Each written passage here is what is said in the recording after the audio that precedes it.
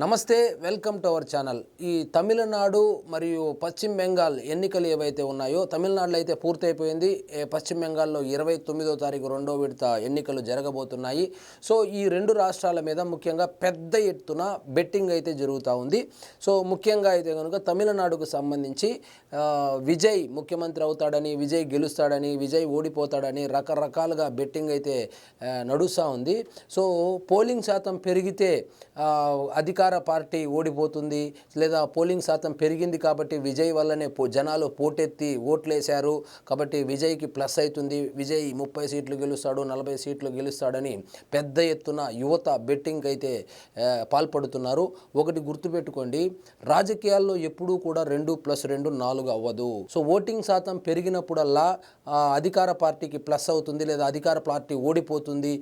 Voting శాతం తగ్గినప్పుడు అధికార పార్టీ గెలుస్తుంది, ఓటింగ్ శాతం పెరిగినప్పుడు అధికార పార్టీ ఓడిపోతుంది అనేటువంటి ఈ మిత్ ఏదైతే ఉందో అది అన్నిసార్లు నిజం కాదు. 2019 జనరల్ ఎలక్షన్లో ఓటింగ్ శాతం పెరిగినా కూడా నరేంద్ర మోడీ గారు భారీ స్థాయిలో సీట్లు గెలుచుకుని ప్రధానమంత్రి అయ్యారు. అదేవిధంగా 2023 మధ్యప్రదేశ్ ఎన్నికల్లో ఓటింగ్ శాతం పెరిగినప్పటికీ కూడా బీజేపీ తన అధికార పక్షాన్ని మరొకసారి కైవసం చేసుకుంది.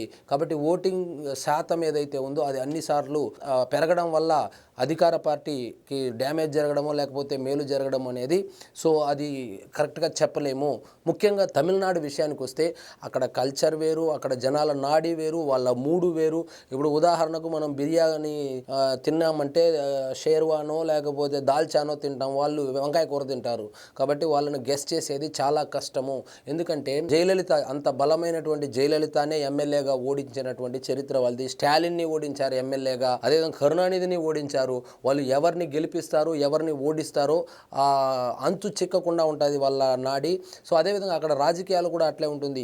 సో ఓపీఎస్ అనేటువంటి ఒక వ్యక్తి జీవితంలో ఎప్పుడైనా ముఖ్యమంత్రి అవుతాడు అని ఎవరైనా ఊహించారా? ఓపీఎస్ ముఖ్యమంత్రి అయ్యాడు. కాబట్టి ఈ సోషల్ మీడియాలో వస్తున్నటువంటి హైప్ను చూసి దయచేసి ఎవరు బెట్టింగ్లకు కాయొద్దండి.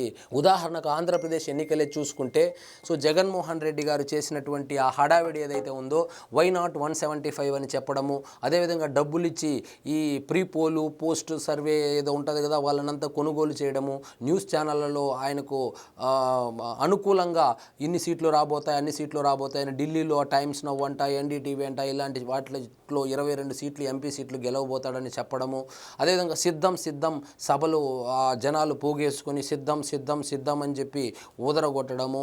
సో దానివల్ల ఏమైందంటే ముఖ్యంగా నష్టపోయింది. సో రాజకీయ పార్టీగా వైఎస్ఆర్సీపీ ఎంత నష్టపోయింది అనేది కాసేపు పక్కన పెడితే జగన్మోహన్ రెడ్డి గారి మాటలను నమ్మి చాలా మంది వైఎస్ఆర్సీపీ కార్యకర్తలు బెట్టింగ్లకు పాల్పడి ప్రాణాలు కోల్పోయిన వాళ్ళు ఉన్నారు, ఆస్తులు కోల్పోయినటువంటి వాళ్ళు ఉన్నారు. సో పెద్ద ఎత్తున బెట్టింగ్ కు పాల్పడ్డారు. సో ఈ సిద్ధం సభలకు జనాలు పోటెత్తారు. సో ఈ జనాలను చూసి ఒకవేళ జనాలంతా కనుక జగన్మోహన్ రెడ్డి గారికి ఓట్లు వేసి ఉంటే మరి సీట్లు ఎక్కడికి పోయినాయి? 11 సీట్లే వచ్చాయి కదా.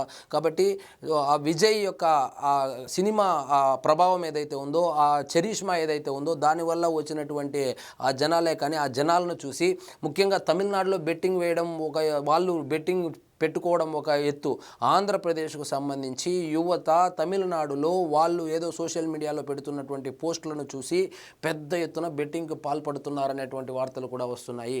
కాబట్టి దయచేసి తమిళనాడు ఎన్నికల జోలికి వెళ్ళొద్దండి, ముఖ్యంగా బెట్టింగ్ జోలికి వెళ్ళొద్దండి. అక్కడ ప్రెడిక్షన్ చాలా కష్టము. కాబట్టి ఇప్పుడు ఫైనల్గా ఏం చెప్తానంటే, ఎవరైతే ఉన్న జనాలను చూసో సోషల్ మీడియాలో హైప్ను చూసో ఇప్పటికీ ఈ రోజుకి కూడా విజయ్ గెలవబోతున్నాడు, విజయ్ అయితే కనుక 180 సీట్లు గెలుస్తారని ఇప్పుడే ఒక పోస్టు చూశాను. ఎట్లా గెలుస్తాడండి 180 సీట్లు? సో అంత వ్యాక్యూమ్ ఉందా? పొలిటికల్ వ్యాక్యూమ్ తమిళనాడులో నిజంగా ఉందా? అసలు 234 సీట్లకు సంబంధించి ఆయన ప్రకటించినటువంటి ఆ అభ్యర్థులు ఎవరైతే ఉన్నారో సగం మంది పైగా అభ్యర్థులు, అంటే దాదాపు 60 నుంచి 70% అభ్యర్థులు ఆ ముక్కు ముఖం తెలియని వాళ్ళకి ఇచ్చారనేటువంటి వార్తలు కూడా వస్తుంది. సో ముక్కు ముఖం తెలియని వాళ్లకు సీట్లు ఇస్తే గెలిచేది అదేదో ఎంజీఆర్ కాలమో ఎన్టీఆర్ కాలంలో జరిగిపోయిందే. కానీ ఇప్పుడున్నటువంటి పరిస్థితుల్లో పరిస్థితుల్లో, అది కూడా ఒకవైపు అధికార పార్టీ, మరొక వైపు ప్రతిపక్ష పార్టీ చాలా బలంగా ఉన్నటువంటి ఈ సందర్భంలో విజయ్ ల్యాండ్ స్లైడ్ విక్టరీ కొడతాడనేది నిజంగా హాస్యాస్పదంగా ఉంది. మేబీ మంచి ఓటు శాతం రావచ్చు, సీట్లు కూడా కొన్ని రావచ్చు. కానీ సో విజయ్ ముఖ్యమంత్రి కాబోతున్నాడు అని చెప్పి వాళ్ళు నిజంగా బెట్టింగ్ కడతా ఉన్నారంటే ఇంకా వాళ్ళని ఏమనాలో నాకు అర్థం కావడం లేదు. అదేవిధంగా సోషల్ మీడియాకు సంబంధించి విజయ్ టీము చాలా స్ట్రాంగ్గా ఉంటుంది. అందులో సోషల్ మీడియా ఇన్ఫ్లుయెన్సర్స్ ఎక్కువ ఆ పార్టీకి సంబంధించి. వాళ్ళు ముఖ్యంగా ఇన్స్టాగ్రామ్ కావచ్చు, ట్విట్టర్ కావచ్చు, ఫేస్బుక్లో కావచ్చు, వీళ్ళు ఈ పోస్టులు పెట్టడం చాలా వాళ్ళు ఆయన సినిమాల్లో యాక్టర్ కాబట్టి సినిమాల్లో ఉన్నప్పటి నుంచే వాళ్ళ డామినెన్స్ స్పష్టంగా ఉండేది. సో అలాంటి వాళ్ళు విజయ్ ముఖ్యమంత్రి కాబోతున్నాడు, విజయ్ కనుక ముఖ్యమంత్రి కాకపోతే మేము విషం తాగి చనిపోతాం, మా పిల్లోళ్ళకంతా విషం తాగి ఇచ్చేస్తామని చెప్పి ఒక హైప్ క్రియేట్ చేయడము. అదేవిధంగా 75,000 బూతులు ఏమో ఉన్నాయి, బూత్కి 200 ఓట్లు వేసుకున్న విజయ్కి 1 కోటి ఓట్లు వస్తుంది, 1,55,00,000 ఓట్లు వస్తుంది, ఇన్ని సీట్లు వస్తుందని కుక్క లెక్కలు చెబుతా ఉన్నారు. సో ఎన్నికల్లో నేను మొదట్లో చెప్పినట్లు 2+2 3 కాదు. సో తక్కువ పర్సంటేజ్ వచ్చి ఎక్కువ సీట్లు వస్తాయి, ఎక్కువ సీట్లు వచ్చినప్పుడు తక్కువ పర్సంటేజ్ కూడా ఓట్లు కూడా పోలేటువంటి అవకాశం ఉంది.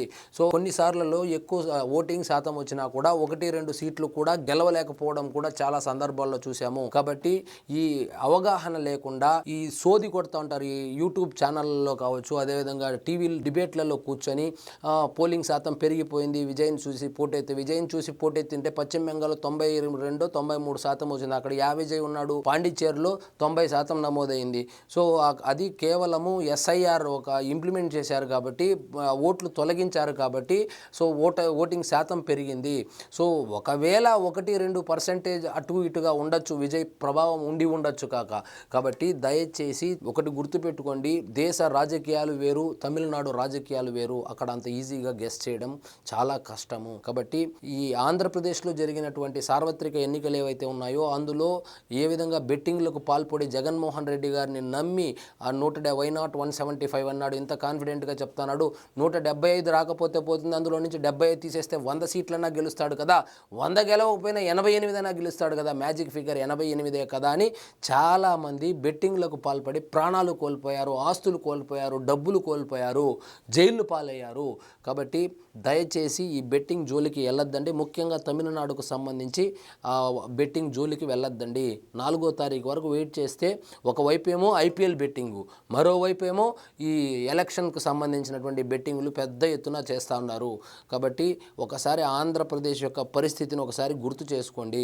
సో జగన్మోహన్ రెడ్డి గారు అంత ఘోరాతి ఘోరంగా ఓడిపోతారని ఎవరైనా ఊహించారా? ఊహించలేదు.